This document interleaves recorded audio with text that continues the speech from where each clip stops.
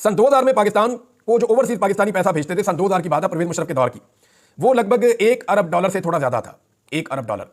फिर यह आहिस्ता आहिस्ता बढ़ता गया। जब परवेज मुशर्रफ का दौर खत्म हुआ तो उस वक्त यह हो चुका था $7 अरब से ज्यादा, यानी 2008 में $7 अरब से कुछ ज्यादा हो चुका था। फिर पीपल्स पार्टी के दौर में भी ये कुछ ना कुछ बढ़ता रहा और 2013 में ये अमाउंट पहुंच गई थी लगभग $15 अरब तक।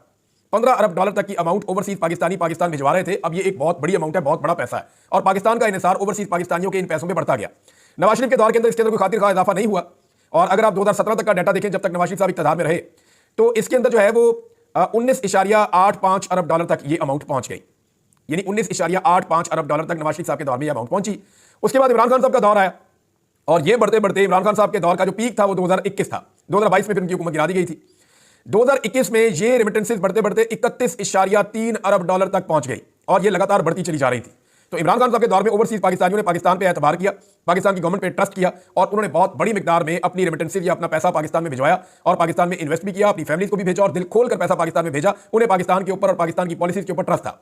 लेकिन जैसे ही शहबाज शरीफ साहब की सरकार बनाई गई, इमरान खान साहब का रजीम चेंज करके, तो फिर एकदम इसके अंदर डिक्लाइन आना शुरू हो गया और अब डिक्लाइन आते आते ये वापस 2023 का जो डाटा है उसमें $26.5 तक पहुंच गया है। यानी इमरान खान इसे $31.5 तक ले गए थे, ये अब $25.5 तक, $26 तक पहुंच गया है, यानी $5 की कमी हो गई है। ये खासा डिप है जो पाकिस्तान को लगा है पीएमएलएन के दौरे हुकूमत में। अब इन रेमिटेंसेस के ऊपर ही सबका इन्हिसार है। आर्मी चीफ ने भी थोड़ी देर पहले कहा कि ओवरसीज पाकिस्तानी पाकिस्तान को उठा सकते हैं, वो पैसा भेजें।